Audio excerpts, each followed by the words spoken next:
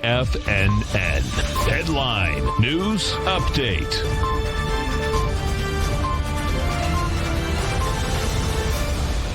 Good afternoon, folks. Steve Rhodes coming to you live from sunny Delray Beach, Florida. This is your 1 p.m. update. Currently, we've got all the indices in the green. The Dow's up 128 points, 0.5%. To the upside, S&P 18, NASDAQ is up 98 points. That's the leader in the clubhouse percentage-wise. You've got the spot volatility next. Now, the number here to watch, folks, is going to be 33.34. We're trading at 32.74. 33.34 is the 50-day exponential moving average, and you're going to want to watch that come the day's close out there. Let's take a look at, we've got really quite an interesting market out here. Now, you don't need me to tell you that, but so what is it that's so interesting, Steve-O? Well, if we start by taking a look at the S&P 500, in fact, we're just going to pretty much focus on the S&P 500 for a couple minutes. What we can see is we've got a valid topping signal, topping pattern. That's wave number 7. That's letter G. Now, that comes from the Chapman Wave tools out there. Basil just finishing his hour up here. So I've got a valid topping signal for the S&P. We can see that price has tested and rejected ever since the gap down from last week, 2 weeks ago.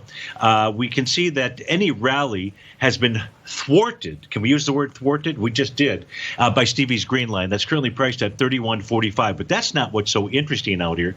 What's interesting out here with regard to today's bounce, that's all it is. It's a bounce into that resistance level, Stevie's green line. But what's interesting here is if we take a look at the market breadth for the S&P 500, that's what we're pulling up right now. Now, this is our TAS market breadth. What this measures is the number of instruments inside the S&P 500 trading above the top of their daily profile versus those trading below the bottom.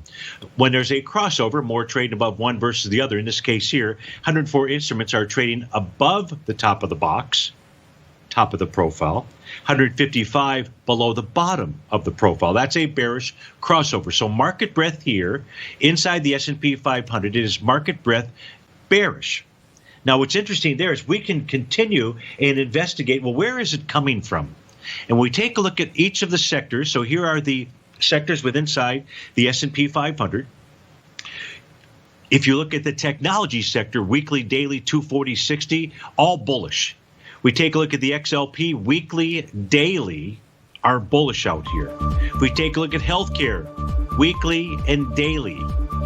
Otherwise, all the other daily charts, the financials, the communications sector, the industrials, materials, discretionary, real estate, you get the picture out here? So if the markets are going to topple, it's going to have to come from the XLK, the XLP, and the XLV. Steve Rhodes with TFNN. Stay tuned, folks, for another great hour here at TFNN.